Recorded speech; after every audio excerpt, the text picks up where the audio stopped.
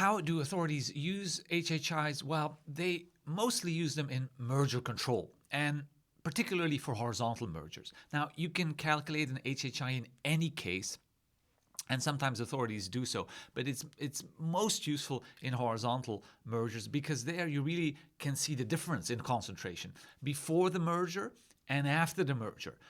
By definition, a horizontal merger will increase concentration, and depending on how big the increase is and depending on how concentrated the market is after the merger, the authority may be more or less cautious about that merger. Because very, very simply put, low HHIs almost guarantee smooth sailing for the parties, whereas high HHIs mean that there's trouble ahead. That's the simple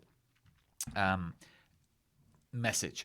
But so how do you calculate this pre-merger and this post-merger HHI? Well, it's very simple. Assume that there's a market with 3 players and B and C merge.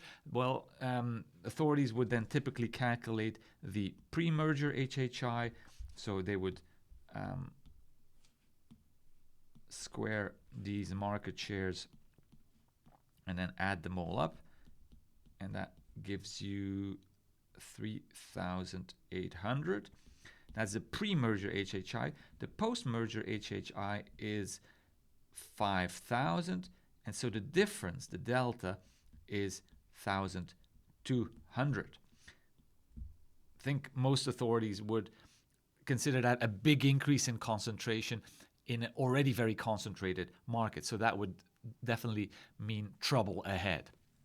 But how are these numbers used? How do authorities use these numbers in practice? Well, you need to look at the guidelines of the authorities. So let's do that. Let's start with Japan. In Japan, the JFTC's guidelines use HHIs as a safe harbor. So the guidelines explain that, for instance, if the post-merger HHI is 1,500 or less, then normally this merger doesn't raise any concerns, and so we don't need to look further. We don't need to make any deeper analysis. Just based on the HHI, you can tell, wow, this market is not very concentrated. A merger in this market is unlikely to cause trouble. And there's 3 of these circumstances, 3 of these safe harbors in the Japanese guidelines. Okay, let's have a look at the US. In the US, the US guidelines used to have safe harbors as well, but the latest version of the US guidelines, which they were issued very recently in December 2023, the latest version did away with the safe harbors, and they kept what is called the structural presumption. So there, the HHIs are used more as an offensive tool for the authority. If the HHIs after the merger are very high and if the increase is beyond a certain level, then the authorities presume that the merger will harm competition, and so they presume they presume that it is illegal. And the 2023 guidelines have lowered the thresholds compared to the previous guidelines, and now there's 2 structural presumptions. One is if the post-merger HHI is higher than 1,800 and the increase is higher than 100, then there's a structural presumption. There's a presumption of illegality. It's called structural presumption because it's a presumption based on the market structure. HHI is essentially an indicator of market structure, how concentrated the market is.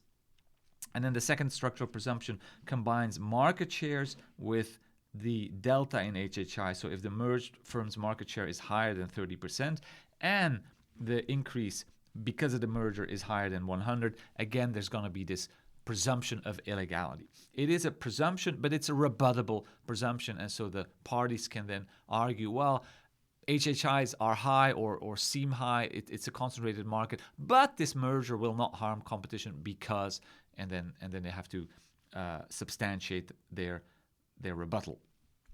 Okay, let's have a look at the EU. The EU is more like the Japanese. The EU guidelines are more like the Japanese guidelines. So it's not called a safe harbor, but low HHIs are an initial indicator of the absence of competition concerns. And the levels in the EU are slightly lower than the Japanese one. So I guess the EU guidelines are a bit more cautious. There's also this there's a list of factors in the guidelines that say, well, this initial indicator may not apply if, for instance, if one of the merging parties is a maverick or a new entrant. So there's maybe a bit more caution in the guidelines in the EU, but overall it functions in a way that is similar in Japan.